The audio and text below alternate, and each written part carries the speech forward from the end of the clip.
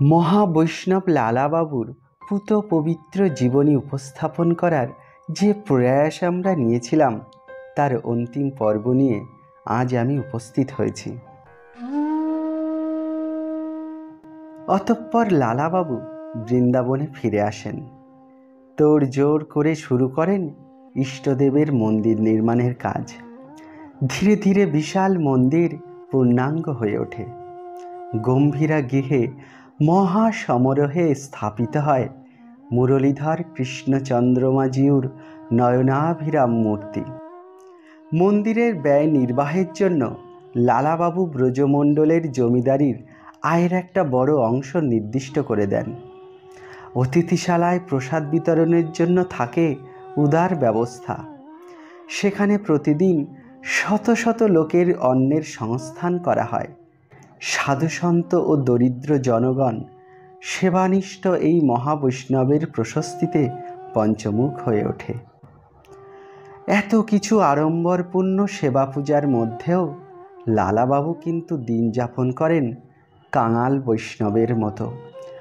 ইষ্ট বিগ্রহের ভোগ নিবেদিত হওয়ার পর দিনান্তে যৎসামান্য ভিক্ষান্ন মুখে তুলে নেন।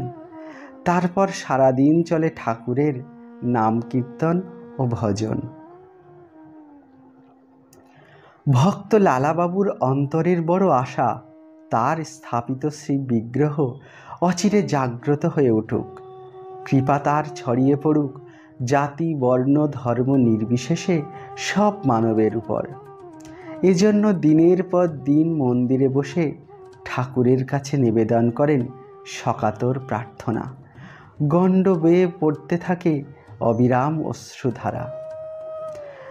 একদিন কেঁদে বড় আকুল হন, অশ্রুরুদ্র কণ্ঠে বলতে থাকেন, হে ঠাকুর, তোমার শ্রী বিগ্রহে তুমি নিত্য জাগ্রত, নিত্য লীলাপর, তা জানি, কিন্তু এই লীলা এ অধমকে একটিবার দেখাও, এ অন্ধ অভাজনকে করো চক্ষুষ্মান। হে কৃপাময়, সর্বজনের সমক্ষে তুমি জাগ্রত হয়ে ওঠো, তোমার কৃপার ধারা বিস্তারিত হোক দিকে দিকে, আর আমি তা দর্শন করে ধন্য হই। লালাবাবুর এই ক্রন্দন ও আকুল আবেদনে ঠাকুর সাড়া দেন। অচিরে তার প্রাণপ্রিয় কৃষ্ণচন্দ্রমা বিগ্রহের মধ্য দিয়ে স্ফুরিত হয় প্রভুর দিব্যলীলা।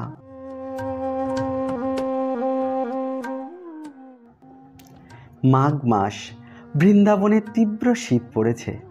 সকালবেলা হতেই ষোড়শোপচারে সেদিন ঠাকুরের সেবা পূজা অনুষ্ঠিত হয়েছে। মন্দিরের এক কোণে দাঁড়িয়ে প্রাণ ভরে লালাবাবু দর্শন করছেন নয়নলোভন শ্রীমূর্তি। ভাবাবেশে সারা দেহ তার কণ্টকিত, গণ্ড বেয়ে ঝরে পড়ছে নয়নবাড়ি। একটু প্রকৃতিস্থত হতেই অন্তরে তার এক অদ্ভুত চিন্তা খেলে গেল।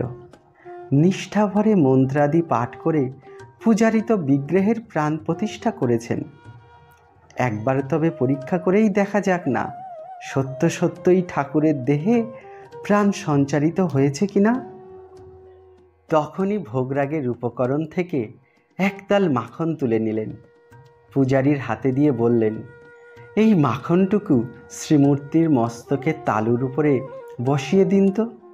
আমার কৃষ্ণচন্দ্রমা প্রাণবন্ত হয়ে উঠেছেন কিনা, আমার সেবা পূজা সার্থক হয়েছে কিনা, আস্থা পরখ করে দেখতে চাই। পূজারী চমকে ওঠেন। লালাবাবু কি প্রকৃতিস্থ না ভাবের ঘরে এই প্রস্তাব করছেন? সসংকোচে বললেন, আপনার আদেশ নিশ্চয়ই পালন করব, কিন্তু এ ধরনের পরীক্ষা কেউ করেছে বলে তো জানি নে, কখনো শুনিও নি কখনো। পূজারী ঠাকুর, বিগ্রহ যদি চৈতন্যময় হয়েই থাকেন, তবে তার জড় দেহেও কেন থাকবে না সেই চৈতন্যের চিহ্ন? কেন থাকবে না সে উত্তাপ ও প্রাণের স্পন্দন? প্রতিপ্রশ্ন করেন লালাবাবু। পূজারী বুঝলেন আর বাক্য ব্যয় করা বৃথা। মাখনের তালটি তিনি তখনই বিগ্রহের শিরে স্থাপিত করলেন। পূজা অর্চনা পূর্ববৎ চলতে লাগল। কিছুক্ষণ পরেই সর্বজন সমক্ষে উদ্ঘাটিত হলো এক বিস্ময়কর দৃশ্য। দেখা গেল ঠাকুরের মস্তকস্থিত মাখনপিণ্ড ধীরে ধীরে গলে পড়ছে, সারা দেহ হচ্ছে মাখন লিপ্ত। উপস্থিত সকলেই বুঝলেন এই দুঃসহ শীতে স্বাভাবিকভাবে মাখন গলতে থাকবে এমন সম্ভাবনা নেই। নিশ্চয়ই কোনো অলৌকিক কারণে বিগ্রহের ব্রহ্মতালু উষ্ণ হয়েছে, নতুবা এমনতর কাণ্ড কখনো ঘটতে পারে না। মন্দিরের পূজারী ও সেবকগণ ওই দৃশ্য দেখে আনন্দে জয়ধ্বনি করে উঠলেন। লালাবাবুর সারা দেহ মন দিব্য আনন্দের রাশে উদ্বেল হয়ে উঠল। ভাবাবেশে কাঁপতে কাঁপতে মন্দিরের মেঝেতে তিনি মূর্ছিত হয়ে পড়লেন।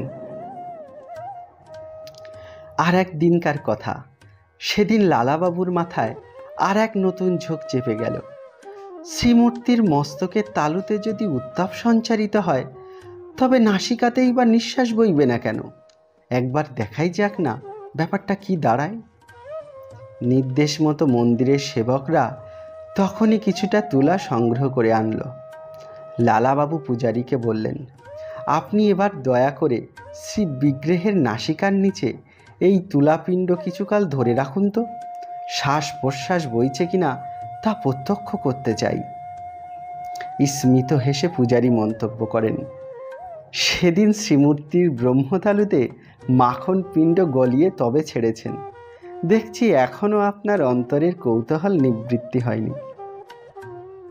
এ অধম দীর্ঘদিন যাপন করেছে বিষয় কীট হয়ে, সংশয় তাই এখনও কাটেনি, আসেনি প্রভুর পদে স্থির বিশ্বাস, তাই বারবার জাগে অলৌকিক ঐশ্বর্য দর্শনের কৌতূহল।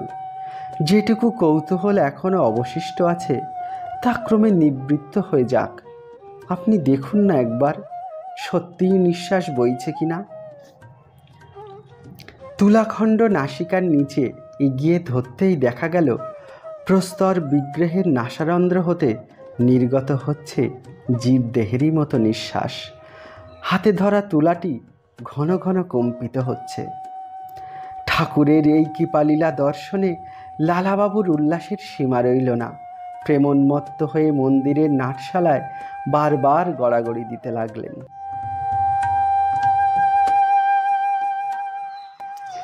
বৃন্দাবনে বসে ভজনানন্দে আর ধ্যান জপে লালাবাবুর দিন কাটছে।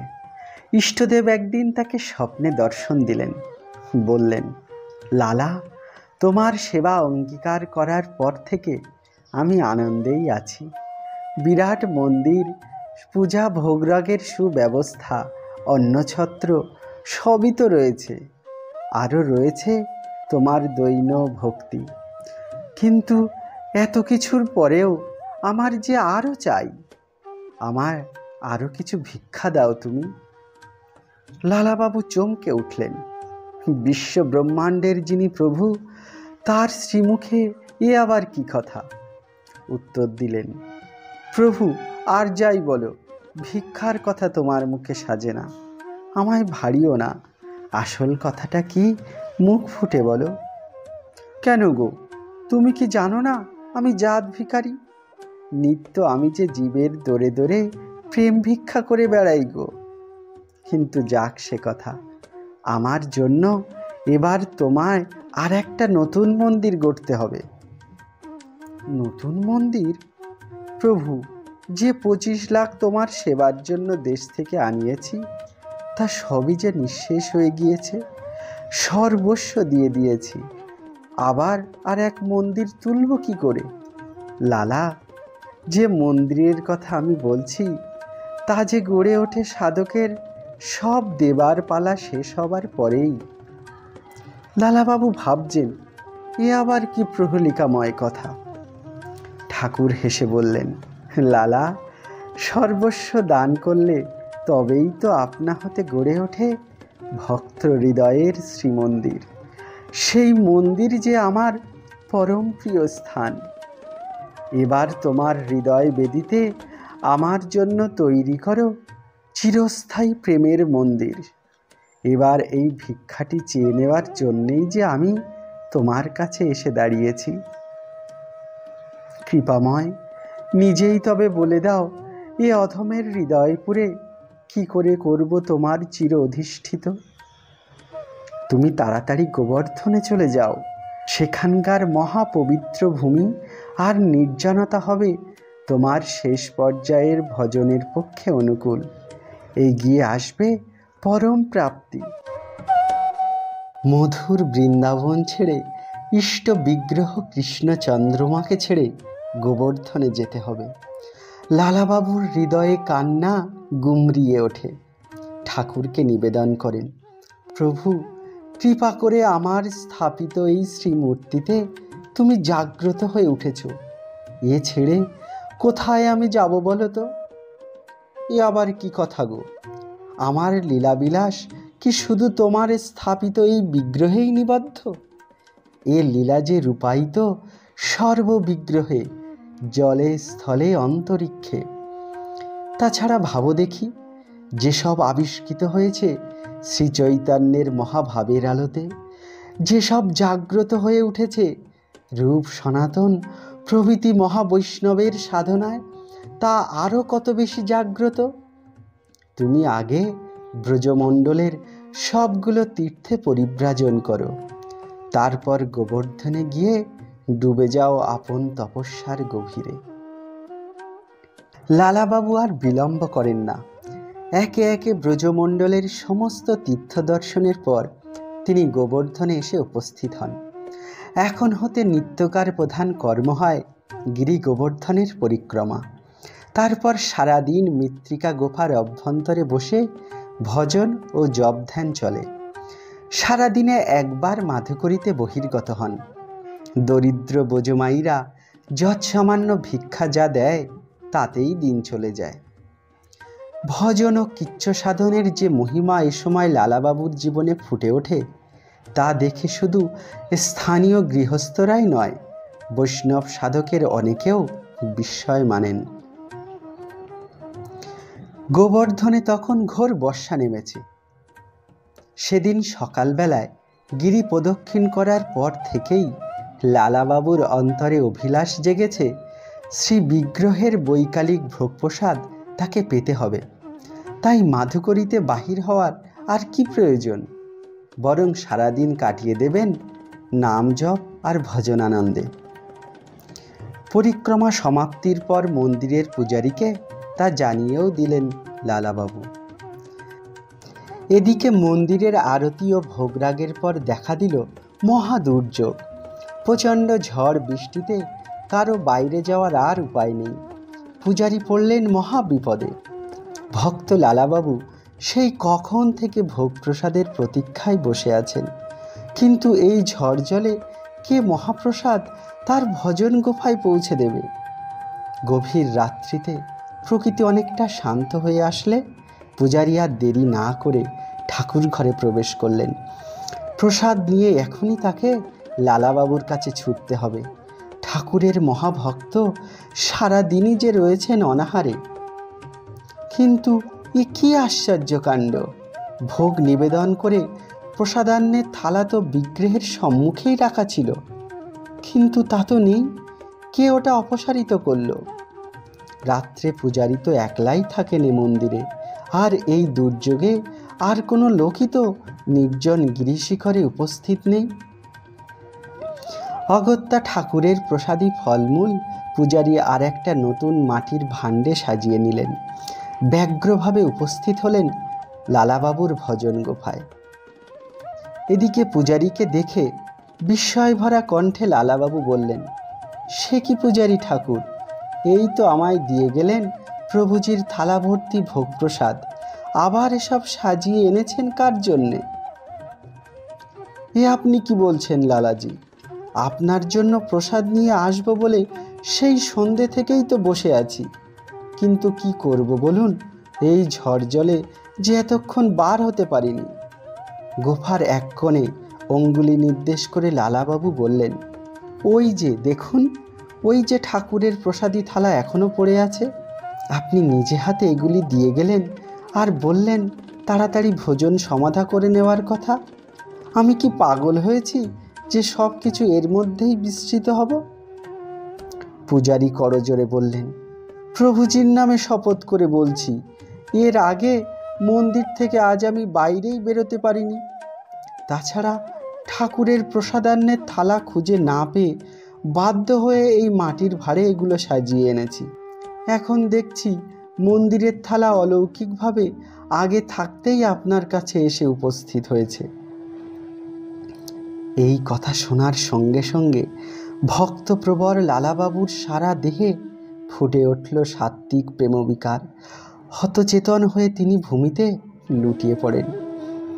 কিছুকাল পরে সম্বিত ফিরে পেতে অশ্রুরুদ্ধ কণ্ঠে বলতে থাকেন, হায় প্রভু, অধমকে কি এমনি করে ছলনা করতে হয়? পূজারীর রূপ ধরে এসে নিজে আমায় এই ভোগ প্রসাদ বিতরণ করে গেলে, আর মহাচ্ছন্ন অন্ধ আমি একটুও চিনতে পারলাম না। কৃপাময়, এবার নিজ রূপে একবার আবির্ভূত হও, দেখা দিয়ে দুর্ভাগার জন্ম সার্থক করো প্রভু।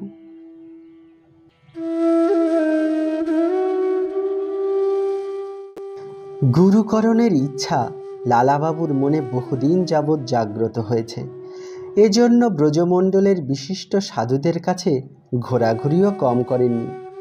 কিন্তু বরাবরই তাকে শুনতে হয়েছে সেই একই কথা, সময় মতো সদ্গুরুর আবির্ভাব তার জীবনে ঘটবে, এজন্য অযথা ব্যস্ত হওয়ার প্রয়োজন নেই। গোবর্ধনে এবারকার কঠোর তপস্যার কালে সদ্গুরুর আশ্রয় গ্রহণের জন্য লালাবাবু যেন আরও ব্যগ্র হয়ে উঠলেন। সাধক মহলে মথুরার কৃষ্ণদাস বাবাজির তখন খুব প্রসিদ্ধি। ভক্তমালের বাংলা অনুবাদ করে বহু পূর্বে বৈষ্ণব সমাজে তিনি সুপরিচিত হয়েছেন। তদুপরি রয়েছে আধ্যাত্মিক জীবনের ঐশ্বর্য। নিগূঢ় বৈষ্ণবীয় সাধনায় তিনি সিদ্ধ হয়েছেন। দেশ বিদেশের বহু সাধক এই মহাত্মার আশ্রয় থেকে লাভ করেছেন প্রেমভক্তি রসের আস্বাদন। সেবার কৃষ্ণদাস বাবাজি গিরি গোবর্ধন পরিক্রমা করতে এসেছেন। লালাবাবু তার সম্মুখে গিয়ে সাষ্টাঙ্গে প্রণিপাত করলেন, দৈনভারে নিবেদন করলেন, প্রভু, আমার অন্তরাত্মা থেকে কেবলই উঠছে করুণ আরতি। গুরুকরণের জন্য জেগেছে দুর্বার আকাঙ্ক্ষা। আর বহুদিন যাবৎ আপনাকেই মনে মনে বরণ করেছি সদ্গুরু রূপে। এবার আমায় আশ্রয় দিয়ে কৃতার্থ করুন। কৃষ্ণদাস সম্মত হলেন, বললেন, উত্তম কথা, আমি তোমায় দীক্ষা দেব, কিন্তু তোমায় আরও কিছুকাল কঠোর সাধন ভজন করতে হবে। বিষয়ী জীবনের সূক্ষ্ম সংস্কার এখনও সামান্য কিছুটা রয়ে গিয়েছে। তীব্র বৈরাগ্যের অনলে তা পুড়িয়ে ফেলতে থাকো। শুভ লগ্ন উপস্থিত হলে আমি নিজেই উপস্থিত হব, তোমায় দীক্ষা দেব। আমার কাছে বারবার ছুটে আসতে হবে না। এবার জীবন পণ করে লালাবাবু শুরু করেন তার নতুনতর সাধনা। কৌপিন আর কাথাকরঙ্গ সম্বল করে ব্রজের এক একটি তীর্থে উপস্থিত হন। অল্প কিছুদিন অবস্থান করার পরই আবার করেন স্থান পরিবর্তন। দিনের পর দিন চরম ত্যাগ, তিতিক্ষা ও দৈন্যের মধ্য দিয়ে বয়ে চলে তার অধ্যাত্ম সাধনা। বাসনার সূক্ষ্ম অঙ্কুর একটি একটি করে বিনষ্ট হতে থাকে। কয়েক বৎসর অতিবাহিত হয়ে গেল, কিন্তু তবুও গুরু কৃপা লাভের পরম সৌভাগ্য লালাবাবুর হলো না। অন্তরের আরতি তার পৌঁছালো চরমে।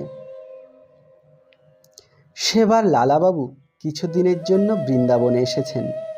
দিন রাতের বেশিরভাগ সময় তার জপ ধ্যানে অতিবাহিত হয়। কখনো বা ইষ্ট বিগ্রহ কৃষ্ণচন্দ্রমা জিউর ভুবনমোহন মূর্তি দর্শন করে ঘণ্টার পর ঘণ্টা থাকেন ভাবাবিষ্ট।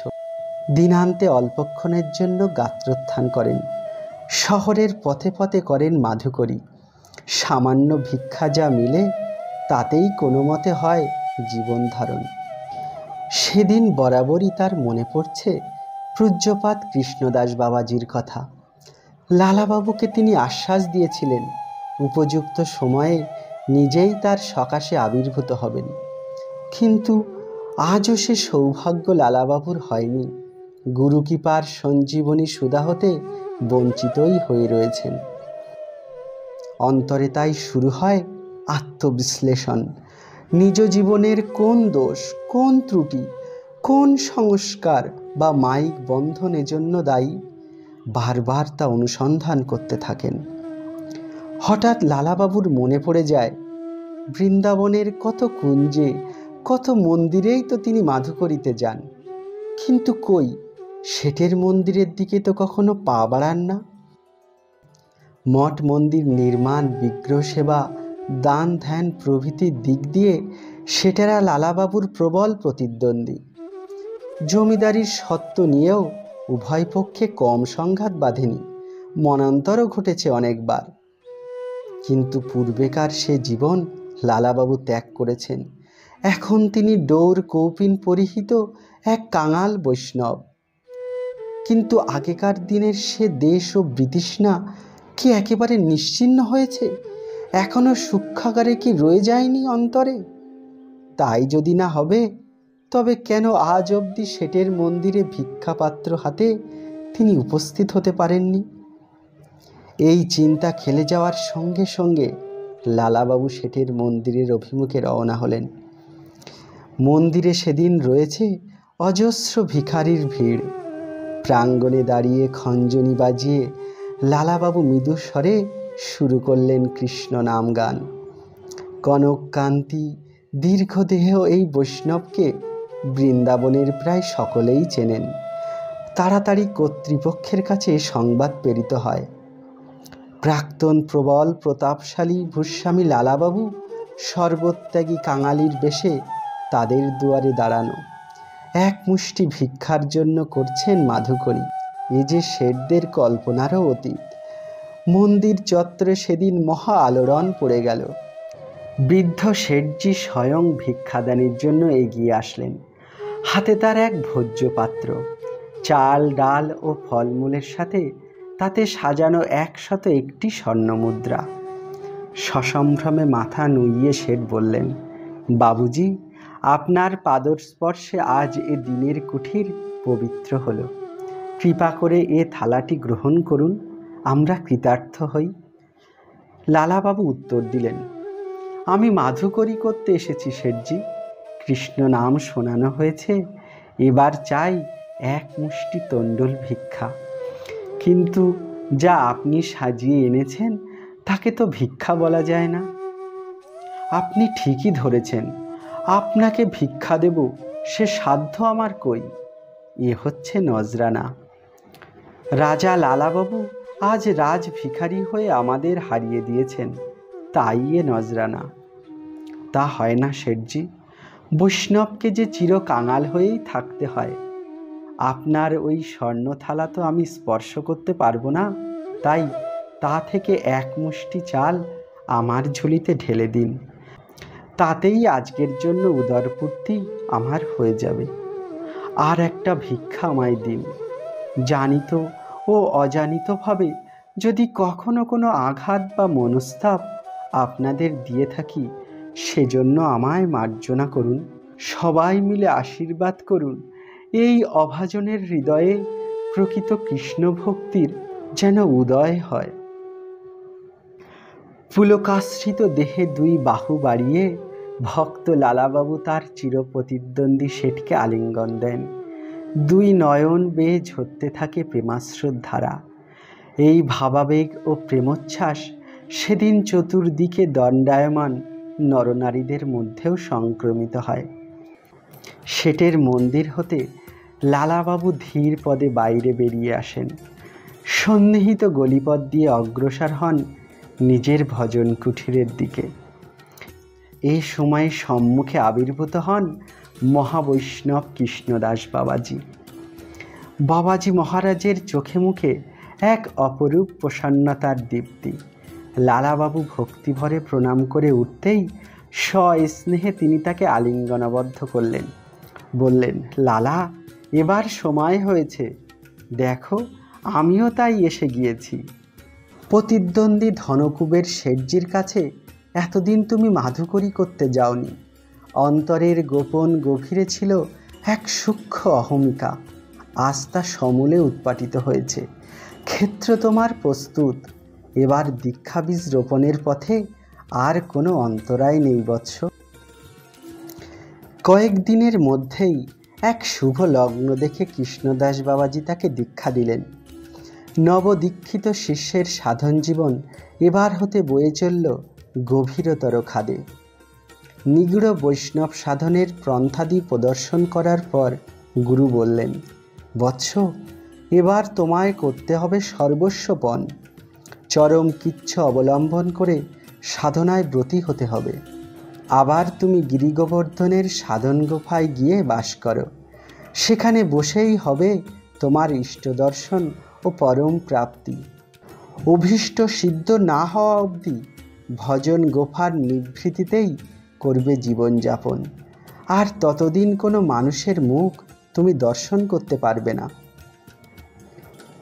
কয়েক বৎসরের মধ্যে তপস্যা তার সার্থক হয়ে ওঠে। ইষ্ট বিগ্রহের দর্শন ও লীলারস ভুঞ্জনে হন পূর্ণ মনস্কাম। ব্রজমণ্ডলের অন্যতম বৈষ্ণব মহাপুরুষ রূপে লালাবাবু অর্জন করেন চিরপ্রসিদ্ধি। এই সময়ে সিন্ধিয়ার অধিপতি পাখেরজি একবার বৃন্দাবনে তীর্থ করতে আসেন। বিশিষ্ট তীর্থ ও লীলাস্থল সমূহ দর্শন করতে করতে পাখেরজির অন্তরে অধ্যাত্ম জীবনযাপনের প্রবল আকাঙ্ক্ষা জেগে ওঠে।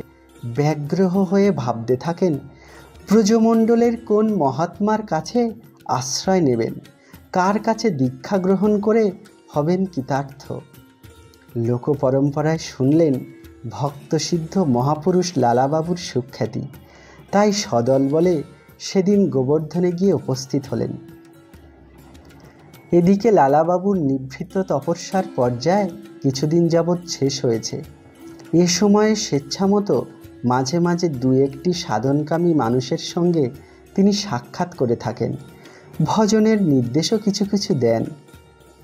পাখেরজির আবেদনের উত্তরে বললেন, মহারাজ, দীক্ষাদান সম্পর্কে আমি আমার গুরুজির অনুসৃত পন্থাই অনুসরণ করে থাকি। তা মেনে নিয়েই আপনাকে আমার কাছে আসতে হবে। সে পন্থাটা কি, কৃপা করে একটু খুলে বলুন। আমার শ্রী গুরুদেব শুধু তখনই আমায় দীক্ষা দিয়েছিলেন যখন আমি বিষয় এবং বিষয়ের অভিমান দুই ত্যাগ করে তার চরণে আত্মসমর্পণ করতে পেরেছি। শ্রী ভগবানকে পেতে হলে তাকে ধরতে হবে দুহাত আগলে। এক হাত সংসারকে আঁকড়ে থাকব, আর এক হাতে করব ভগবানের চরণে স্পর্শ, তা কখনো হয় না।